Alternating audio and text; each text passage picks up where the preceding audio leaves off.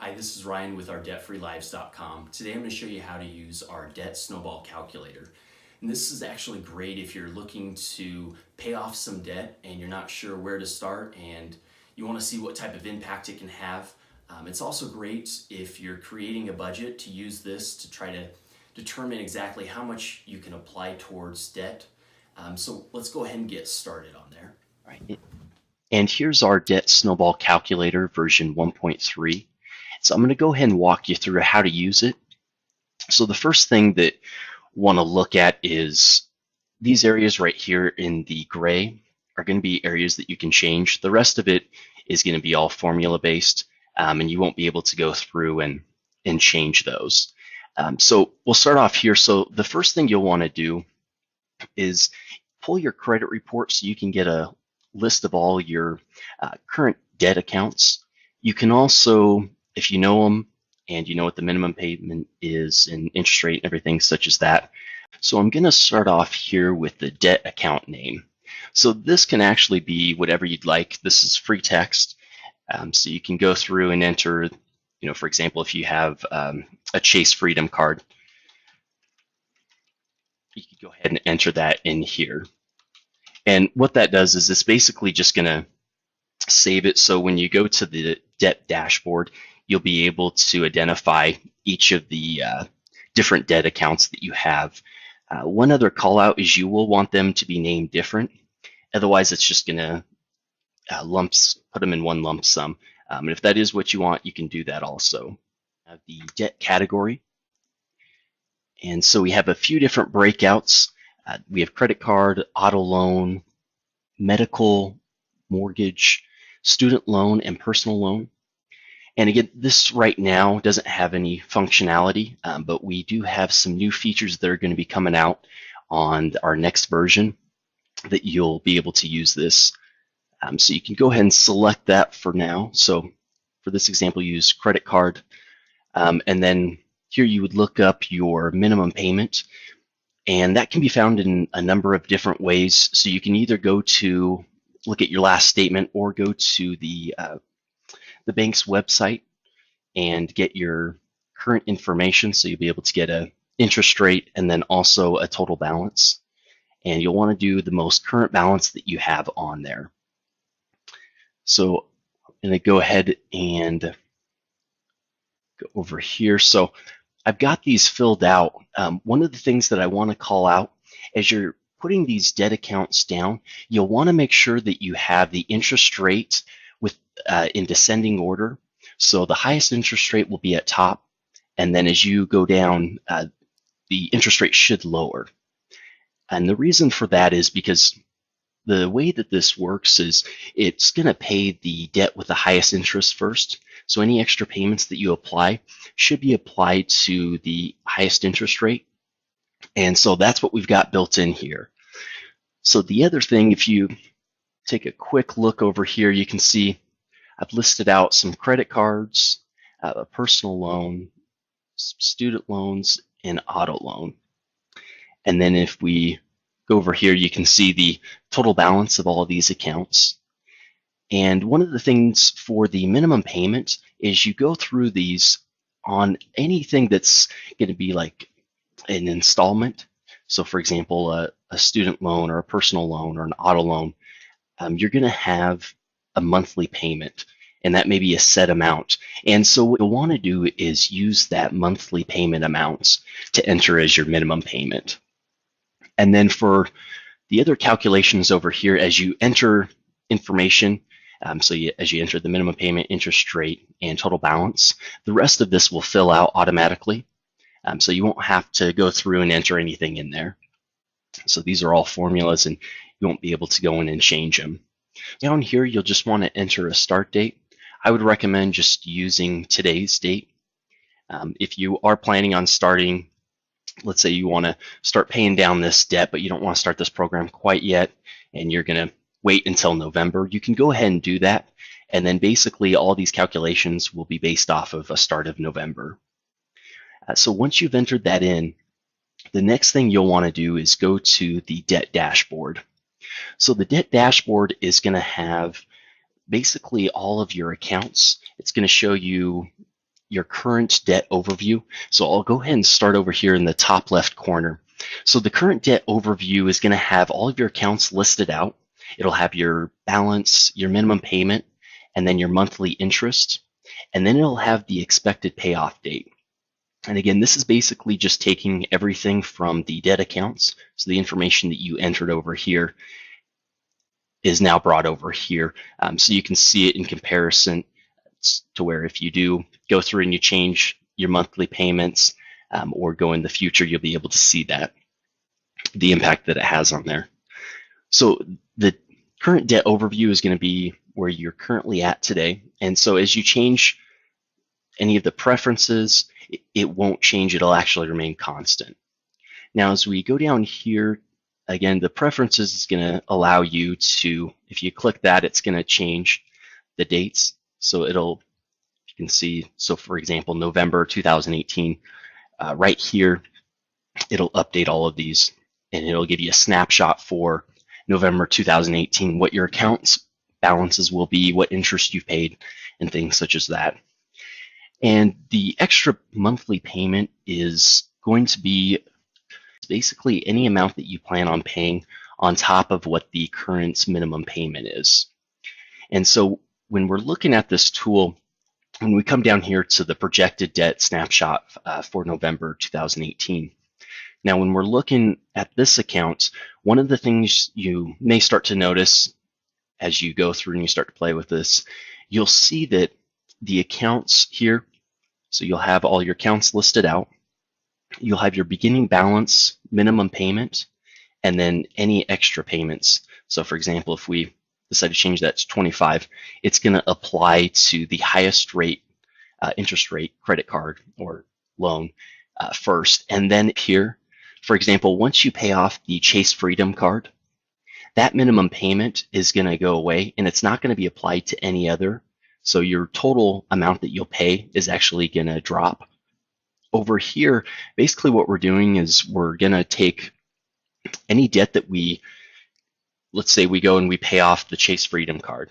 So that extra $25 a month would then get applied to whatever the highest interest rate debt account is. So this is basically going to roll over any additional payments that you may have after you pay off a debt. So as you go through this, you'll see this number actually decreasing. Down here, since you're going to apply the same amount each month, it's not going to change. And so you'll be able to see the impact that has on the total interest that you paid and also the balance of your cards, loans, any of your debt accounts. The other thing you'll notice is it has the payoff date. Now this payoff date is going to change depending on as you move forward in the months and also depending upon the extra payment that you have. So you can go through and change it. I mean, if we look at this right here card, you look at the payoff date of October 2021, you'll notice it's significantly sooner than the July 2023. So that's going to show you just how big of an impact making extra payments or rolling over that additional payment, instead of going through and spending it, but having it applied towards another debt account will lessen that payoff date. As we go up here, so up here in the top right, this is going to have the minimum versus projected payment balance. And you'll be able to see, so the orange is going to be if you're just making the minimum payment, which is going to be based just off this right here. And then the projected balance is going to be based off of what your current, so again, you're going to be rolling over after you pay off the debt, you're going to roll that over to another account to pay off. And also it's going to take into consideration your extra monthly payments. So this will give you an overview of all of your accounts, where they are. And then as you go through and you change the dates on here, you'll be able to see the impact that it has. And then if we come down here, we have the minimum versus projected cumulative interest paid. Now this is going to show you all of the interest that's been paid. It'll be broken out by the different accounts. So you'll be able to see how much you've paid in comparison to if you were to just make the minimum payments. So this will be the total over here, that 994. So this will allow you to quickly see that. So what I'm going to do is I'm going to run through a couple examples so you can see how this works. So it's a little better. All right, so what we'll do is we'll go ahead and change the extra monthly payment. So we'll increase it to, we'll say, an extra $300. And what that means is that every month, instead of paying the $14.96, we're going to be paying a total of $17.96. And so the nice thing about this projected debt snapshot is it'll actually tell you what the minimum payment is, and then also where that extra payment needs to go. And so as you pay off this debt, it'll show you, okay, for the month of November, this money needs to be applied to the Chase Freedom or whatever the next card may be, or debt account may be. So if we go over here, I'm going to up this just a bit so we can see the changes a little bit quicker. So if we take it, let's say about 3 months out, we select March.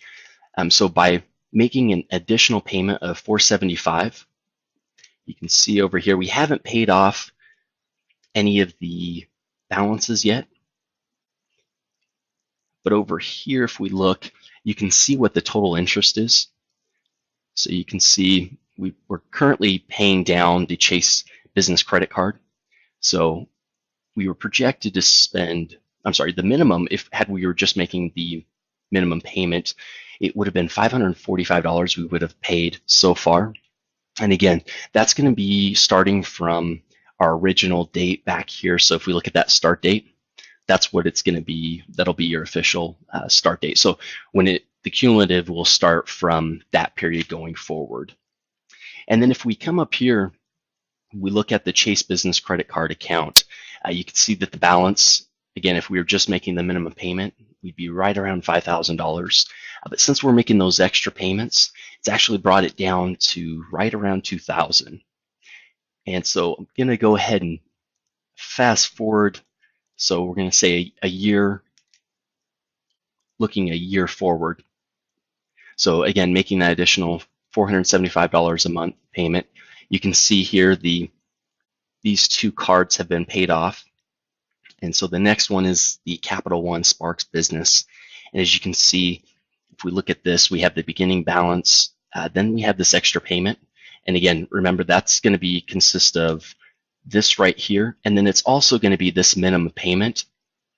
So at $1,325, and then the additional $646 that you're paying extra. So if we look at back over here, you can see the Chase credit card's been paid off.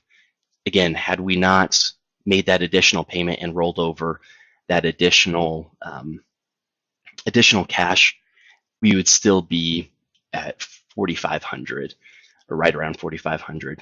And so you can see these two accounts have been paid off, and then this one's starting to decrease significantly. And then as we come down here and we look at the cumulative interest paid, you can see how big of an impact it's starting to make now. So if we're looking at it, there's about $700 difference between these two. So if we're just making that minimum payment, you're going to pay about $6,000 for the year.